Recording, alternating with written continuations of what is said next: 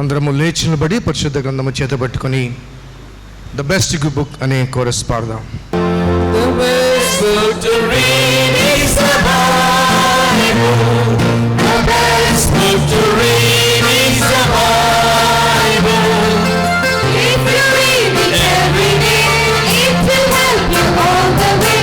Oh, the best book to read is the Bible. I think that's Mr. Grandma Bible. I think that's Mr. Grandma Bible.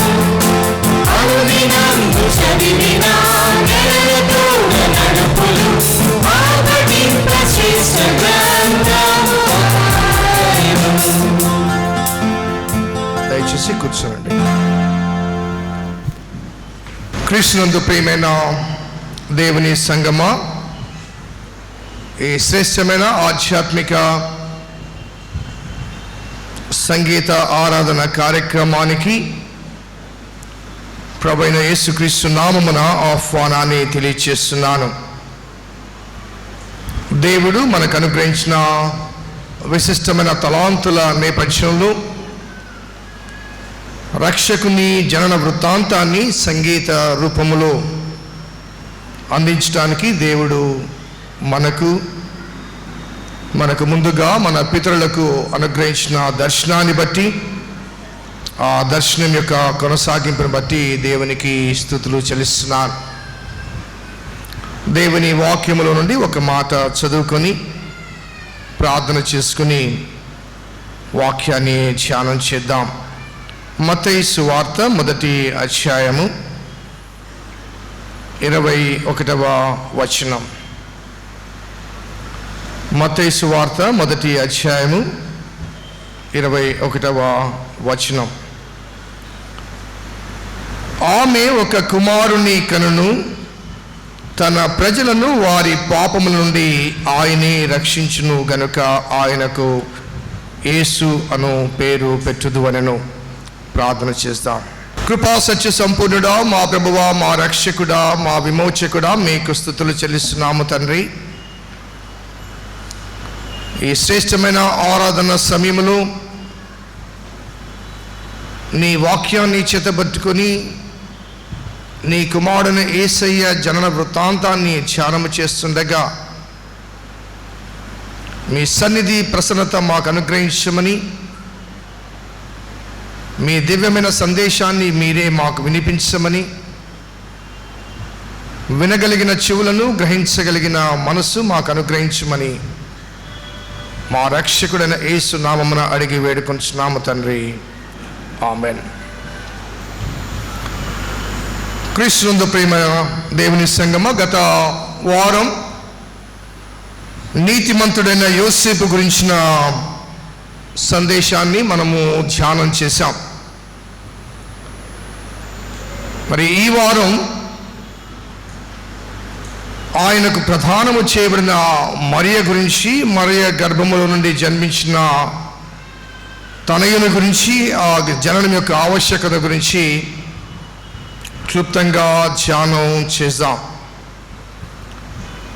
ఈ చదవబడిన వాక్య భాగం మరి దూత యోసేపునకు దర్శనమిచ్చి యోసేపు యొక్క అనుమానాన్ని తొలగించిన నేపథ్యంలో సెలవిచ్చిన మాట, తన ప్రజలను వారి పాపముల నుండి ఆయనే రక్షించును. తన ప్రజలను వారి పాపముల నుండి ఆయనే రక్షించును గనుక ఆయనకు యేసు అను పేరు పెట్టుదువు. ఈ దూత చెప్పిన ఈ సందేశంలోని మొదటి భాగం తన ప్రజలను అనగా దేవుని ప్రజలను ఆయనే రక్షించును, అనగా దేవుడే రక్షించును. దేని నుండి రక్షిస్తాడు అంటే వారి పాపముల నుండి. ఈ వాక్య భాగం దేవుని ప్రజలు పాపము చేయగా దేవుడే వారిని రక్షించును అనే విషయాన్ని ఇక్కడ విశదపరుస్తుంది. పాపము అనగానే బైబిల్ గ్రంథం మనకు అనుగ్రహించే నిర్వచనం ఏంటంటే ఆజ్ఞాతిక్రమమే పాపం. దేవుని ఆజ్ఞను తృణీకరించడం, దేవుని వాక్యాన్ని వ్యర్థపరచడం, వాక్యానుసారంగా జీవించకపోవడం దేవుని గ్రంథం ప్రకారం పాపము అని వ్రాయబడి. కాబట్టి ఆదిమ దంపతులు దేవుని ఆజ్ఞను మీరారు కనుక వారి ద్వారా పాపము లోకములోనికి ప్రవేశించింది. ఆజ్ఞను అతిక్రమించుట పాపము కాగా ఆ పాపములో నుండి జనించింది ఏంటి అంటే యాకోబు పత్రిక 1వ అధ్యాయం 15వ వచనంలో దురాశ గర్భము ధరించి పాపము కనగా పాపము పరిపక్వమై మరణమును కనెను. ఆజ్ఞను అతిక్రమించి మానవుడు పాపము చేయగా ఆ పాపము పరిపక్వత చెంది మరణాన్ని కన్నదట. అదే విషయాన్ని రోమాపత్రిక 6వ అధ్యాయం 23లో పౌలు భక్తుడు అంటాడు,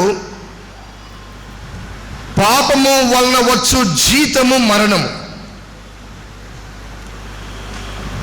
కాబట్టి రక్షకుని జననము ద్వారా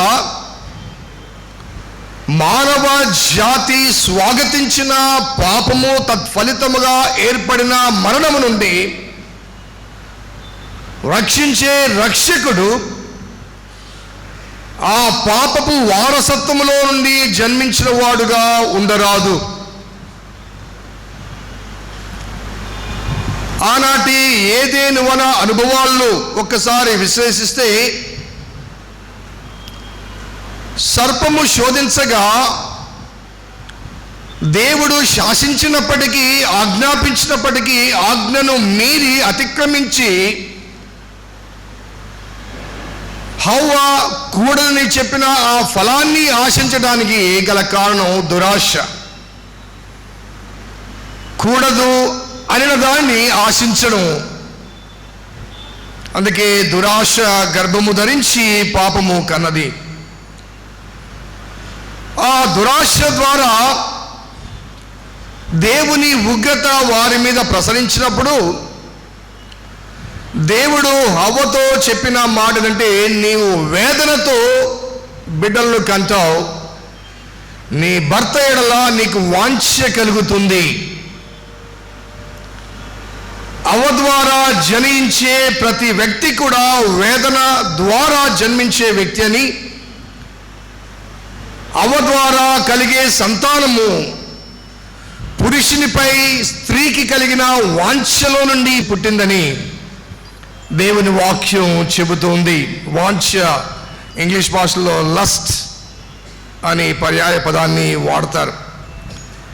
కాబట్టి every human being was Born on this earth, Born out of the human lust.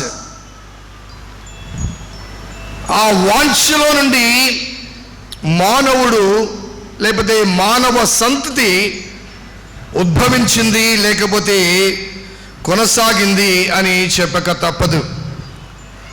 మొదటి తల్లి గర్భము నుండి పుట్టిన మొదటి ప్రాణి పాపి. ఆ పాపి యొక్క జననం శరీర వాంఛ లేక కోరిక లేక భర్త ఎడల వాంఛలో నుండి పుట్టింది. అతన్ని అనగా ఆ శరీర వాంఛలో నుండి పుట్టిన ఆ మానవ జాతి పాపిగా, ప్రథమ పాపిగా జనించిన ఆ కయ్యూను మొదలుకొని మానవ జాతి కొనసాగింపులో జన్మించిన ప్రతి ప్రాణి కూడా పాపిగానే అవతరించడం మొదలుపెట్టారు. కీర్తన గ్రంథంలో 7వ అధ్యాయము 14వ వచనంలో కీర్తనకారుడు ఈ విషయాన్ని తెలియచేస్తూ అంటాడు, పాపమును కనుటకు వాడు ప్రసవ వేదన పడుచున్నాడు, చేటును గర్భమున ధరించిన వాడే అబద్ధమును కని ఉన్నాడు. చాలా చక్కగా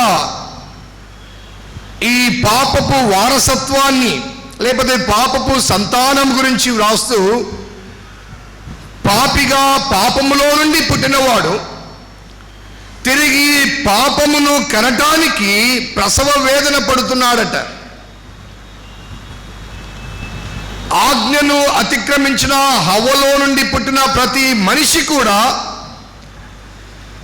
పాపాన్ని కనటానికి ప్రసవ వేదన పడుతున్నాడని, చేటును గర్భమున ధరించిన వాడే అబద్ధమును కని ఉన్నాడని. ఈ వాక్యపు నేపథ్యంలో ప్రథమ దంపతుల యొక్క ఆజ్ఞ అతిక్రమము ద్వారా పాపము, తద్వారా మరణము అనేది ఈ లోకాన్ని శాసిస్తున్న నేపథ్యంలో ఆ మరణములో నుండి తప్పించడానికి మరణ ప్రాప్తుడైన మానవునికి అసాధ్యము గనుక మానవ కలయికకు భిన్నమైన రీతిగా లేకపోతే సృష్టికి భిన్నమైన రీతిగా మరొక వ్యక్తి జననం ఆవశ్యకమైంది. అందుకే మరియ గురించి ఆందోళన చెందుతున్న యోసేపు దగ్గరికి వచ్చి దూత పలికిన పలుకులు గమనిస్తే, తన ప్రజలను దేవుడు తన ప్రజలని భావించి తన స్వహస్తాలతో రూపకల్పన చేసిన ఆ ప్రజలు ఆజ్ఞను అతిక్రమించి పాపము చేసి మరణాన్ని స్వాగతించిన నేపథ్యములో వారిని రక్షించాలన్న ఆలోచన దేవునికి కలిగింది. ఆ ఆలోచనలో నుండి దేవుడు ఒక ప్రణాళికను రూపకల్పన చేశాడు. ఆ ప్రణాళికలో భాగముగా దేవుని దూత యోసేపుతో చెబుతున్న మాట, తన ప్రజలు అనగా హిస్ ఓన్ పీపుల్, ఆయన ప్రజలను వారి పాపముల నుండి ఆయనే రక్షించును గనుక ఆయనకు యేసు అని పేరు పెట్టబడును. ఈ జననం మొదటిసారిగా సృష్టి క్రమములో, సృష్టి యావత్తులో ఆ సృష్టి నియమానికి విరుద్ధముగా జరిగిన జననం అది. అనగా అక్కడ ముందు వచనంలో, మొదటి అధ్యాయం మత్తయి సువార్త 20వ అధ్యాయంలో ఆమె గర్భము ధరించింది, పరిశుద్ధాత్మ వలన కలిగింది అని చెప్పిన మాటను గమనిస్తే, మరియా గర్భధారణ లేకపోతే గర్భము ధరించడం అనేది సృష్టి ధర్మమైన స్త్రీ పురుషుల కలయిక ద్వారా కాకుండా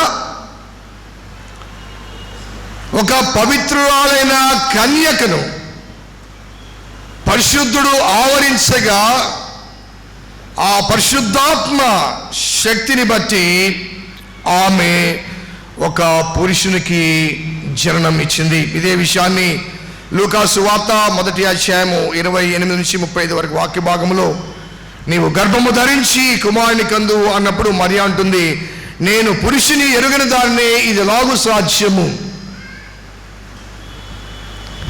కాబట్టి మరియా పలికే ఆ పలుకుల్లో స్త్రీ పురుషుల కలయిక ద్వారానే జననము సాధ్యము, నేను పురుషుని ఎరుగని దానిని, ఇది ఎలా సాధ్యపడుతుంది?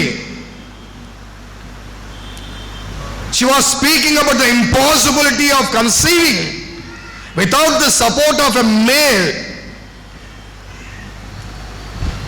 కానీ దేవుడు అసాధ్యాలను సాధ్యపరిచే దేవుడు కనుక పాపము ద్వారా జన్మించి పాపాన్ని కరటకు ప్రసవ వేదన పడే ఆ మనిషిలో నుండి పాపిని రక్షించేవాడు జన్మించడం అసాధ్యము గనుక దేవుడు పాపమెరుగని ఒక స్త్రీ గర్భములో నుండి, అనగా కన్యక అయిన ఒక మరియ గర్భములో నుండి పరిశుద్ధాత్ముని శక్తి ఆవహించగా ఆమె ఒక కుమారునికి జననం ఇచ్చింది. మరియతో దూత పలికిన మాట గమనిస్తే, పరిశుద్ధాత్మ నీ మీదికి వచ్చును, సర్వోన్నతుని శక్తి నిన్ను కమ్ముకొనును, కనుక పుట్టబోవు శిశువు పరిశుద్ధుడై దేవుని కుమారుడు అనబడును. పుట్టబోవు శిశువు పరిశుద్ధాత్మ కమ్ముకొనగా పుట్టినవాడు గనుక అతడు పరిశుద్ధుడై దేవుని కుమారుడు అనబడును. అనగా మరియ గర్భమున జన్మించినప్పటికీ ఆమె గర్భవతి కావటానికి కారణం పరిశుద్ధాత్మ దేవుడు గనుక ఆమె ద్వారా జనించిన ఆ కుమారుడు దేవుని కుమారుడు అని అనబడును అని వ్రాయబడింది. స్నేహితులారా, క్రీస్తు నరావతారం అనేది భౌతిక సంబంధమైనది కాదు. కారణం, భౌతిక సంబంధమైన జననానికి స్త్రీ పురుషుల కలయిక తప్పనిసరి. అది మనుషులకు మాత్రమే కాదండి, జంతువులకు కానీ పక్షులకు కానీ సృజించబడిన ప్రతి దానికి స్త్రీ పురుషుల కలయిక ద్వారానే సృష్టి క్రమము కొనసాగుతూ ఉంటుంది. కాబట్టి సృష్టికి భిన్నమైన రీతిగా, విరుద్ధమైన రీతిగా కలిగిన మొదటి జననం, సృష్టికి అనగా సృజించబడిన దానికి సంబంధం లేని జననం, అది పరిశుద్ధాత్మ దేవుని శక్తి ద్వారా కలిగిన జననం. కాబట్టి అతను దేవుని కుమారుడు గనుక అతని ద్వారానే మానవులు రక్షించబడే అవకాశం ఉంది. అందుకే దూత యోసేపుతో చెప్పిన మాట, తన ప్రజలను వారి పాపముల నుండి ఆయనే రక్షించును గనుక ఆయనకు యేసు అని పేరు పెట్టడం జరిగింది. కాబట్టి మరియా ఈ రీతిగా ఈ జననానికి తనను ఆ పరిశుద్ధాత్మ దేవుడు ఆవరించడానికి తను తాను సమర్పించుకున్న విధానాన్ని మనము గమనిస్తే,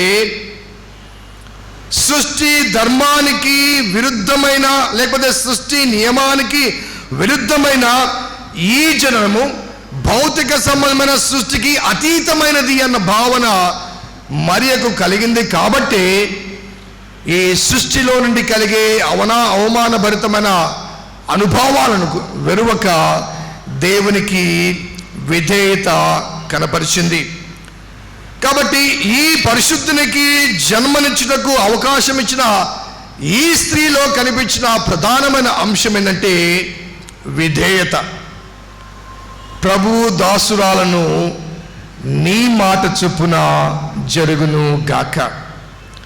కాబట్టి మరియా ఒక పరిశుద్ధునికి జననం ఇవ్వడం, ఆ పరిశుద్ధుని ద్వారా పాపములను పరిహరించే రక్షకుడు జన్మించడం, ఇది సాధ్యపడటానికి గల కారణం ఏంటంటే మరియలోని విధేయత, absolute surrender to the will of God.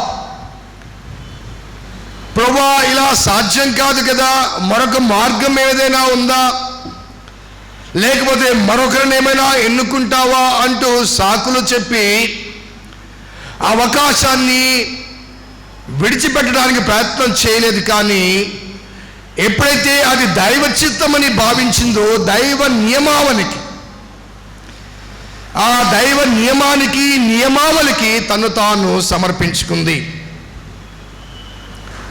అనగా మరియా సృష్టి నియమానికి, సృష్టికర్త యొక్క నియమానికి మధ్య, సృష్టి ధర్మానికి, సృష్టికర్త యొక్క ధర్మానికి మధ్య, ఈ రెండిటి మధ్య సృష్టి కన్నా సృష్టికర్తకు ప్రాధాన్యత ఇచ్చింది. సృష్టి ధర్మానికన్నా సృష్టికర్త యొక్క ధర్మానికి ప్రాధాన్యత ఇచ్చింది. సృష్టి నియమానికన్నా సృష్టికర్త నియమానికి ప్రాధాన్యత ఇచ్చింది. కాబట్టి సృష్టికర్తకు విధేయత కనపరిచి ప్రభు దాసురాలను నీ మాట చొప్పున జరుగును గాక అంటూ దేవునికి విధేయత కనపరిచింది. క్రీస్తునందు ప్రియమైన దేవుని బిడ్డలారా, తన ప్రజలను వారి పాపముల నుండి ఆయనే రక్షించును అని చెప్పబడ్డ ఆ సువర్తమానము ఆనాడు మరియ విధేయత కనపరిచిన నేపథ్యములో ఆమెకు మాత్రమే కాకుండా ఆమె తదుపరి జన్మించిన ప్రతి వ్యక్తికి కూడా ఆ సువర్తమానము అన్వయించబడింది. ఆ అన్వయించబడిన ఆ సువర్తమానమునకు మనము విధేయత కనపరిచినప్పుడే ఆమెను ఆదినము ధన్యురాలు అని పిలిచిన రీతిగా మనము కూడా ధన్యులముగా పిలువబడే అవకాశం ఉంటుంది. ఇక్కడ ఆ మొదటి స్త్రీని ఆ తదుపరి యేసయ్యకు జననము ఇవ్వడానికి తను తాను సమర్పించుకున్న ఆ స్త్రీని ఒక్కసారి పోల్చి చూసినట్లయితే మరియ ఒక పవిత్రురాలుగా దైవ నిర్ణయానికి విధేయత కనపరిచి లోక సంబంధమైన అవమానాన్ని భరించటానికి వెరువక దేవుణ్ణి అంగీకరించడానికి తను తాను సమర్పించుకుంది. She was prepared to accept humiliation, insult and shame from the world.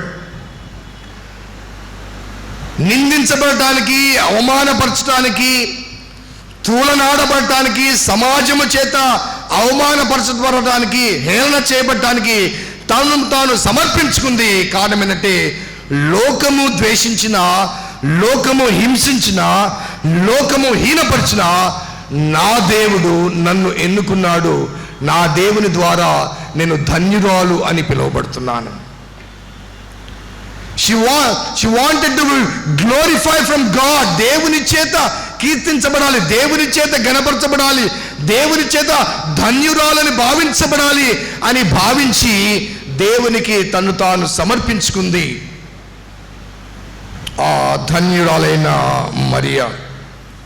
అందుకే ఒక మానవాతీత వ్యక్తికి జన్మనిచ్చడానికి అవమానాన్ని భరించి విధేయత కనపరిచిన నేపథ్యంలో మరియా అదే రీతిగా సకల మానవులకు తల్లిగా భావించబడిన హవ్వ, ఈ ఇద్దరిలో చాలా భిన్నత్వం కనిపిస్తుంది.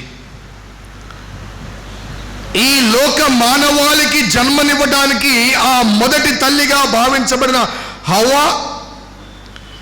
ఈ లోకాన్ని రక్షించడానికి ఒక లోకరక్షకునికి జన్మనివ్వడానికి తను తాను సమర్పించుకున్నటువంటి ఆ మరియా, వారిద్దరిలోని ఆ తేడాలు ఒకసారి మనం గమనించినట్లయితే హవ్వ అవిధేయత కారణంగా వద్దని చెప్పినా, కూడదు అని చెప్పిన ఆ ఫలాన్ని ఆశించింది. సమస్త మానవాళికి జన్మనిచ్చినటువంటి హవ్వ అవిధేయతను వ్యక్తపరచగా, సమస్త మానవాన్ని రక్షించడానికి రక్షకుడుగా జన్మించిన యేసుకు జన్మనిచ్చిన ఆ తల్లి, యేసు తల్లిగా పిలువబడిన ఆ తల్లి దేవుని మాటకు విధేయత కనపరిచింది. ఆ సర్పము మాట ద్వారా హవ్వకు కలిగిన అనుభవాల్లో వాంఛ, కోరిక, దురాశ, ఇటువంటి పాప సంబంధమైన అనుభవాలు, అలవాట్లు ఆమె జీవితంలో ప్రవేశించగా, దానికి భిన్నమైన రీతిగా మరియ జీవితంలో త్యాగం, నిస్వార్థత కనిపిస్తుంది.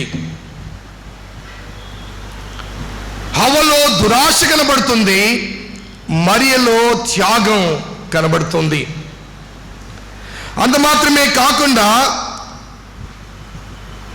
సర్పము హవ్వను శోధించినప్పుడు మీరు ఆ ఫలము తింటే దేవతల వలె ఉందురు అని చెప్పినప్పుడు ఆమెలో ఒక విధమైన గర్వం లేకపోతే అహం పెరిగింది. నేను దేవత వలె ఉంటాను కదా, సెల్ఫ్ ఎక్స్పోజిషన్, నేను దేవతల వలె ఉంటాను అన్న భావన ఆమె దేవతగా ఉండాలని, కీర్తించబడాలని కోరుకుంది. కాబట్టి ఆమె ఫలాన్ని భుజించింది. వాస్తవాన్ని గమనిస్తే ఆదాము అవ్వలు దేవుని కుమారులుగా వారు సృజించబడ్డారు. కానీ సర్పము శోధనలో దేవతల వలె ఉంటారు అనగానే మేము దేవుని కుమారులము కదా, దేవతల చేత కీర్తించబడేవారము కదా అన్న భావన మర్చిపోయి దేవతలం అవుతాము అన్న ఆ సెల్ఫ్ ఎక్స్పోజిషన్కి తను తాను సమర్పించుకుంది. ఆమె గౌరవించబడాలి, గుర్తించబడాలి, దేవతల వలె కీర్తించబడాలి అని అవ్వను కోరుకొనగా మరియా అవమానాన్ని స్వాగతించింది. కీర్తి ప్రతిష్టలు కాదు కదా ఈ లోకము చేత అవమానించబడటానికి, తృణీకరించబడటానికి, వెలివేయబడటానికి, సత్రంలో కూడా స్థలము లేకుండా బయటికి పంపివేయబడటానికి, ఆ అవమానాన్ని అంగీకరించడానికి ఆ మరియా గౌరవానికి ప్రతిగా అవమానాన్ని తన జీవితంలోనికి స్వాగతించింది. ఇంకా లోతుగా వెళ్తే ఈ దురాశ ద్వారా హవ్వ మరణాన్ని కన్నింది, అనగా పాపాన్ని కనింది. పాపం వల్ల వచ్చు జీతము మరణమైంది. హవ్వ మరణాన్ని కంటే మరియా ఆ మరణంలో నుండి రక్షించే రక్షకుని కనింది. రక్షకుని జననానికి నాంది పలికింది. మరణానికి వ్యతిరేకమైన భిన్నమైన ఆ నిత్య జీవాన్ని అందించే ఆ వారసుని ఈ లోకానికి అందించింది మరియా. అందుకే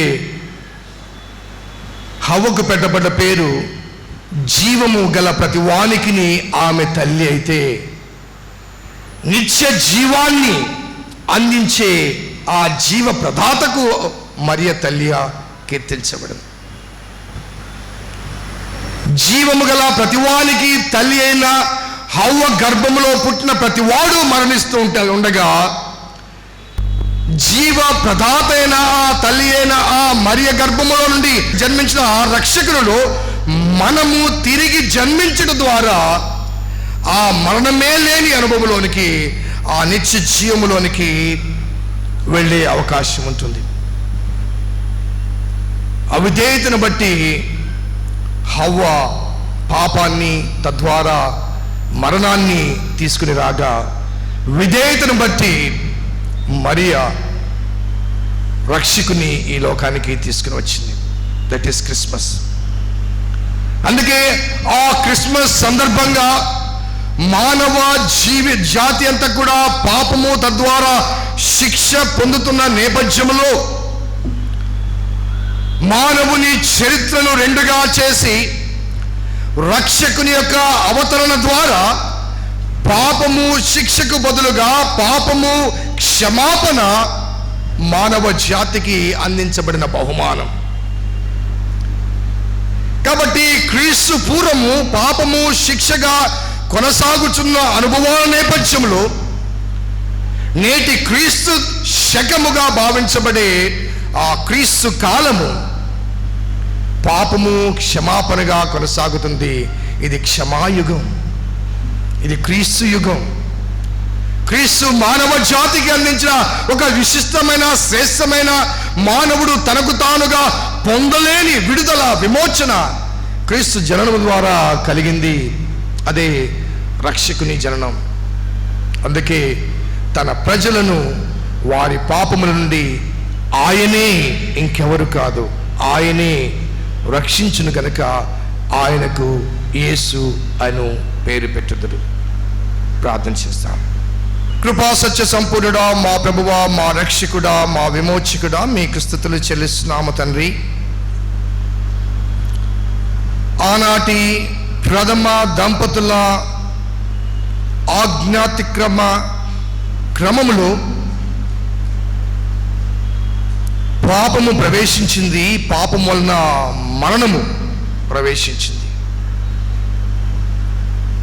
ఆనాటి నుంచి రక్షకుని జననం వరకు మానవుడు పాపాన్ని కనుటకు ప్రసవ వేదన పడుతున్నాడని కీర్తనకారుడు చదివిస్తున్నాడు. ఎందుకంటే ఏ భేదము లేదు, అందరూ పాపము చేసి దేవుడు అనుగ్రహించు మహిమను పొందలేకపోతున్నారు కనుక, పాపి పాపాన్నే కంటున్నాడు కనుక ఈ ప్రపంచమంతా పాపభూయిష్టమైపోయింది. పాపపు అనుభవాల మధ్య దురాశ, దుష్టత్వము, వేదనకర అనుభవాలు, స్వార్థపూరితమైన ప్రపంచం, ఇటువంటి మానవ జాతి పట్ల వారు నీ స్వహస్తాలతో రూపించబడిన నీ బిడ్డలు గనక, నీ ప్రజలు గనక, తన ప్రజలను వారి పాపం నుంచి రక్షించాలన్న తలపు నీకే కలిగింది గనక నీ కుమారుని ఈ లోకానికి పంపించారు.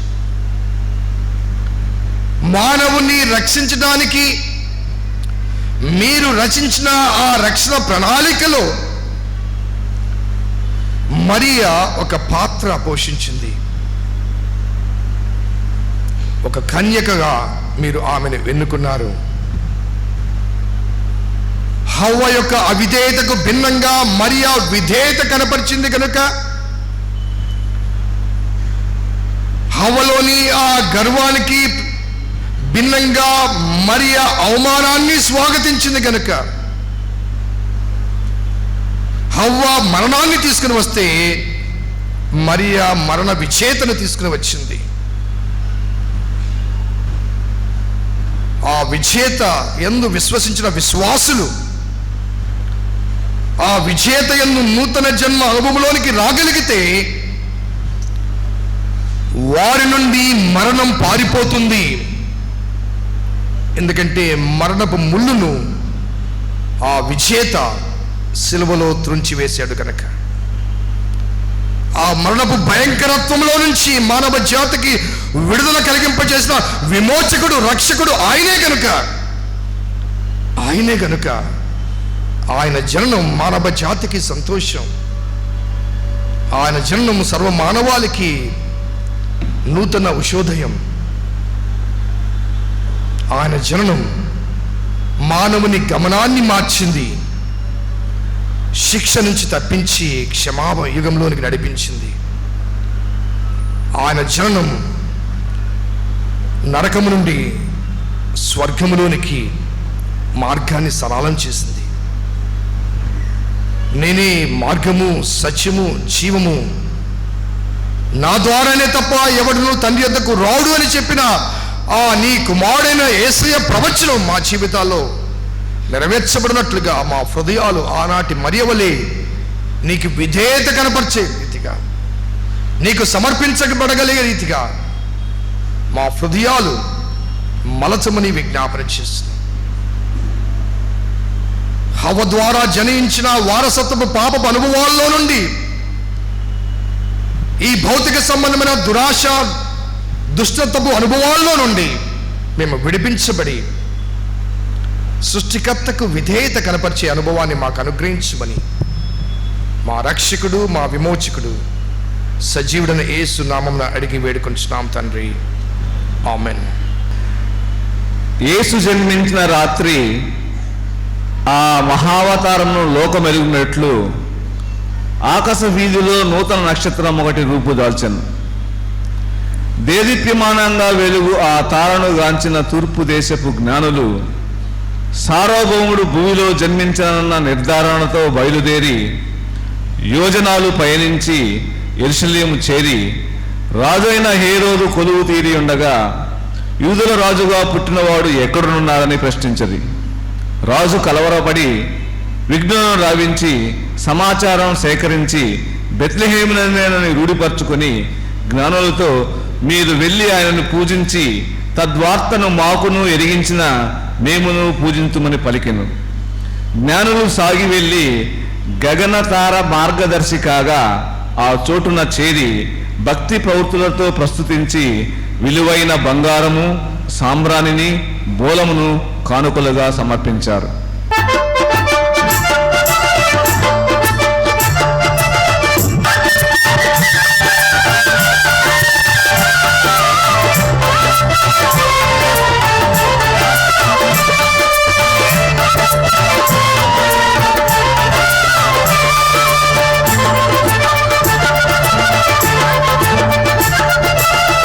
జయము శ్రీ యేసువా, దయను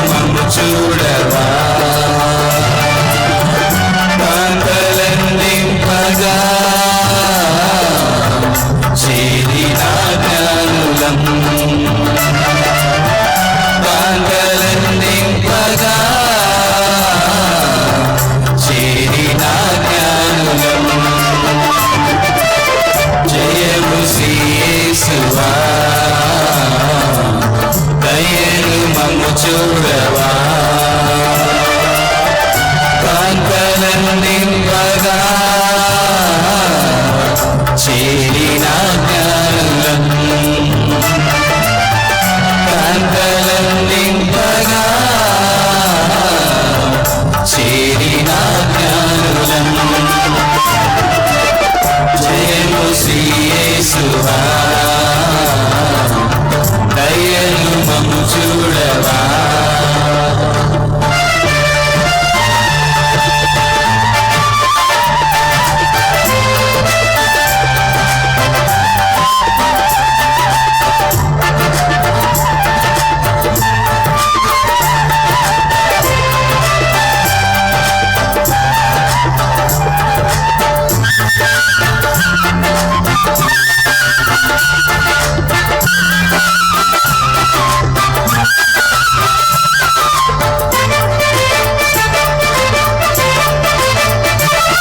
అర్పించేను మేలైన బంగారము జోహారంచురా రాజనీలోలను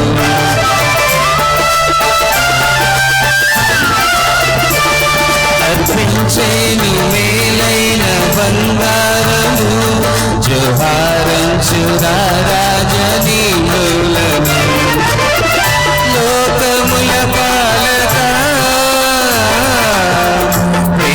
పురించుమా లోకముల పాలక ప్రేమ కురించుమా ప్రేమ కురించుమా జయము శ్రీ యేసువా దయను మమ్ము చూడవా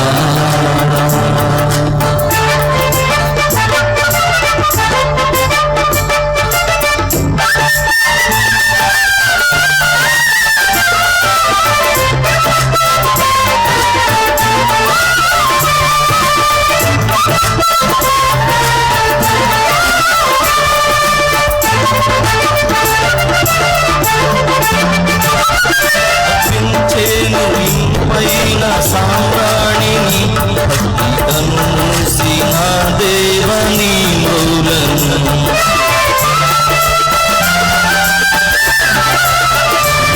అర్పించేను ఇంపైన సామ్రాణిని భక్తితను శ్రీన దేవని మూలను కోరి వరి చేరునా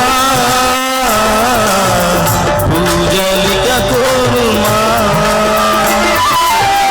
కోరి దరి చేరునా పూజలిక కోరుమా పూజలిక కోరుమా జయము శ్రీ యేసువా దయను మమ్ము చూడవా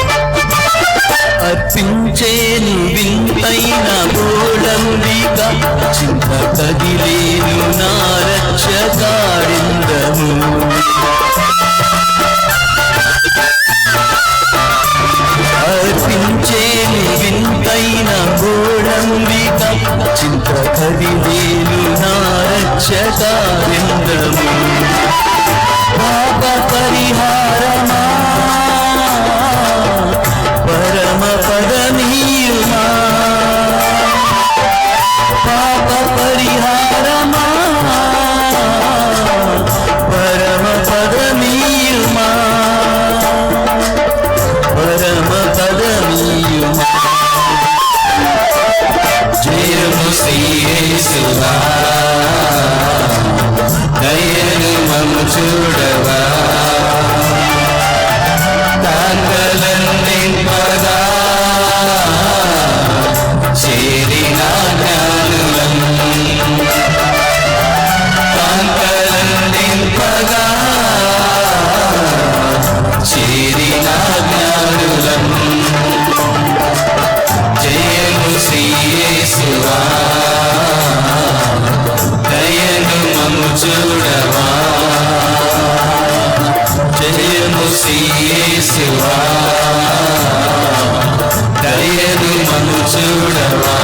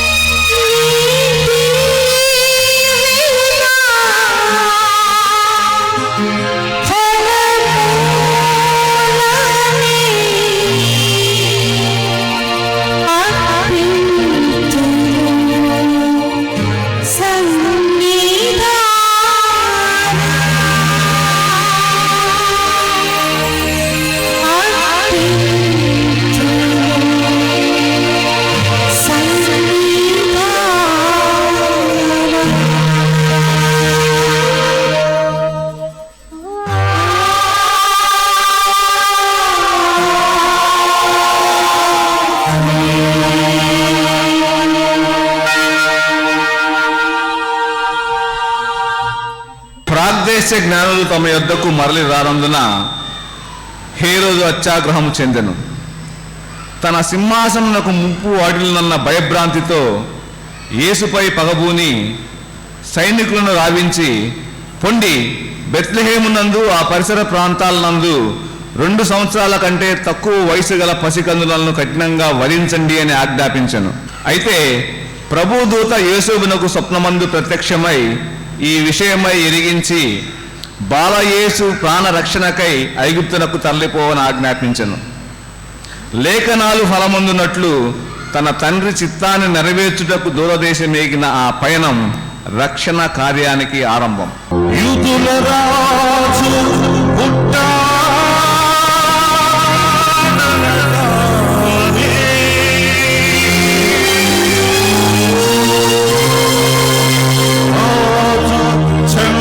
శాసనము చేసే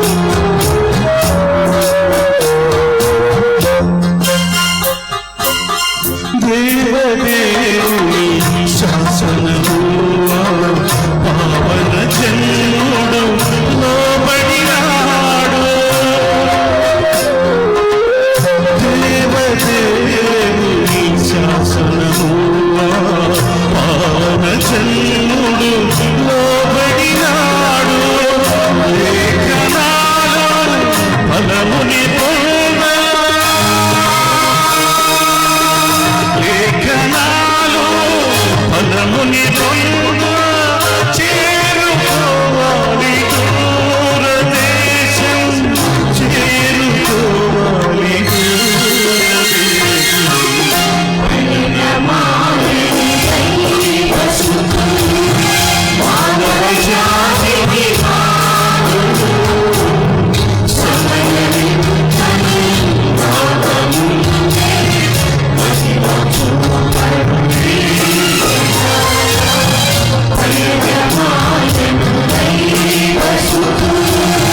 మానవ జాతికి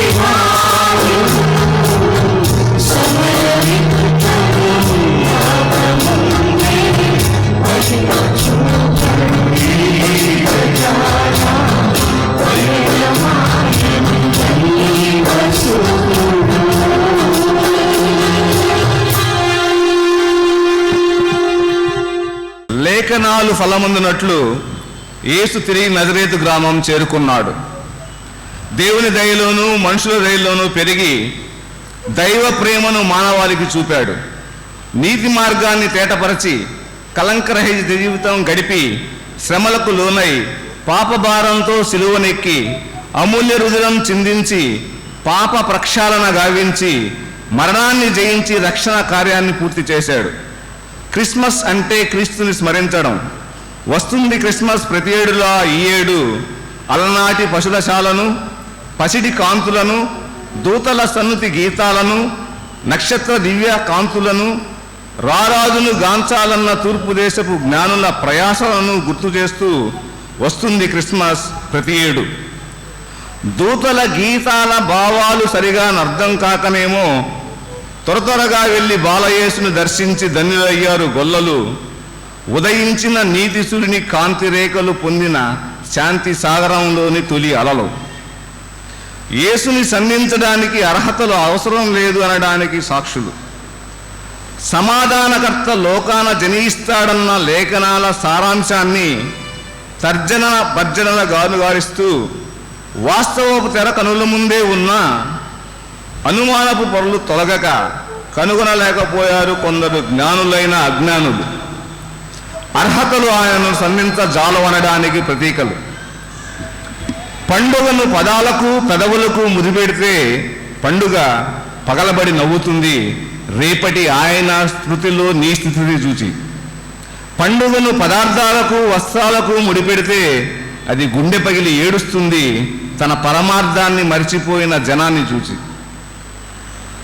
ప్రేమ నెరుగని లోకంలో ప్రేమకు భాష్యం చెప్పి స్వార్థ జీవిత సమరంలో శాంతి సమాధానాల కోసం స్వార్థరహితుడు బలి అయ్యాడు.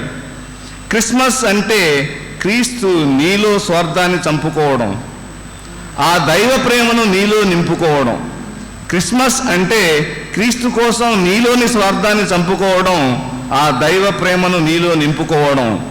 అప్పుడే శాంతి సమాధానాలతో జగతి నిండుతుంది. క్రీస్తు రాకలోని ఆంతర్యం ప్రపంచానికి అర్థమవుతుంది. క్రీస్తు జనం పర్వదినమై చిగురిస్తుంది. క్రీస్తు మాటలు నిత్యము చిగురులై చిగురిస్తూనే ఉంటాయి.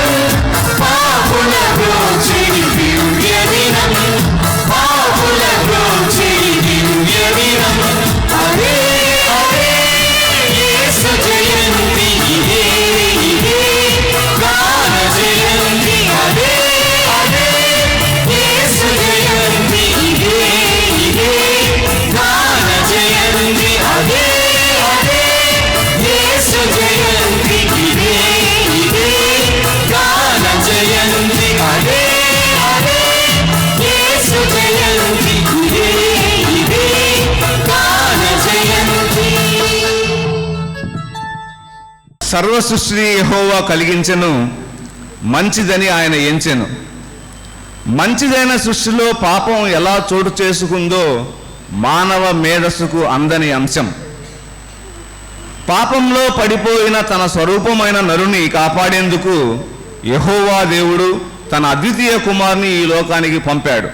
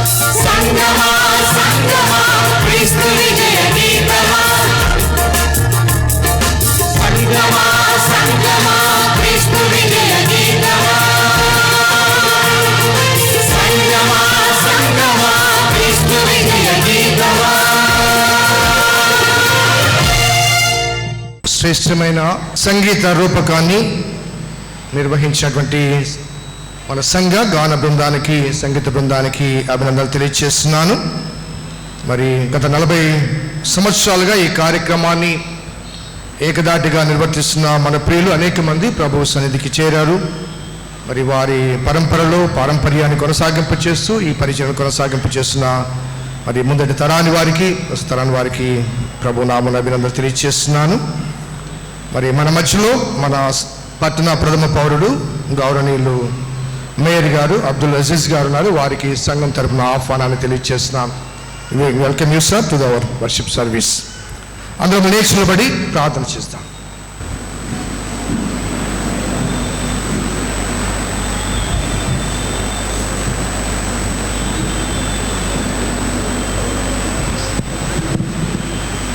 ప్రార్థన చేస్తాం. కృపా సత్య సంపూర్ణుడా, మా ప్రభువా, మా రక్షకుడా, మా విమోచకుడా, మీకు స్తుతులు చెల్లిస్తున్నాము తండ్రి. ఈ శ్రేష్టమైన ఆరాధన కార్యక్రమాన్ని మీరు మాకు అనుగ్రహించి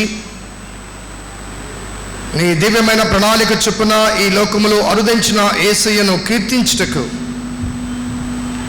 ఆ జనన వృత్తాంతాన్ని ధ్యానము చేసుకున్నటకు మీరు చూపిన కృపను బట్టి స్తుతులు చెల్లిస్తున్నాం. ప్రభువా, నీ జననము లోక కళ్యాణార్థమై, లోక రక్షణార్థమై, సర్వ మానవాళి పాప పరిహార్థమైన దేవుని గొర్రెపిల్లగా అవతరించిన ఆ విశిష్టమైన దినం నెమరి వేసుకుంటూ, జ్ఞాపకం చేసుకుంటూ, స్తుతిస్తూ, గణపరుస్తూ ఏర్పాటు చేయబడిన ఈ కార్యక్రమంలో పాల్గొన్న ప్రతి వారిని దీవించమని, ఆస్వాదించమని మా రక్షకుడు, మా విమోచకుడు, సజీవుడైన యేసు నామమున అడిగి వేడుకొంటున్నాం తండ్రి. ఆమెన్. పరలోకమందున్న మా తండ్రి, నీ నామం పరిశుద్ధపరచబడును గాక, నీ రాజ్యము వచ్చును గాక, నీ చిత్తం పరలోకమందు నెరవేర్చినట్లు భూమి నెరవేరును గాక. మాకు కావలసిన ఆహారం నేడు మాకు దయచేయండి. మా రుణం మేము క్షమించిన ప్రకారం మా రుణం క్షమించము. శోధనలు పడకుండా కినుడి తప్పించు. ఎందుకంటే రాజ్యము, బలము, మహిమ నిరంతరం నీవేనవు తండ్రి. ఆమేన్. మన తండ్రి అయిన దేవుని ప్రేమ, కుమారుని యేసుక్రీస్తు కృప, పరిశుద్ధాత్మదేవుని శాశ్వతమైన దీవెన, ఆదరణ ఆయన ప్రేమించి బిడ్డలకు చేరిన మనకు ఇప్పుడు ఎల్లప్పుడూ సదాకాలము తోడైండును గాక. ఆమేన్. God bless you all. దేవుడు మిమ్మల్ని దీవించును గాక.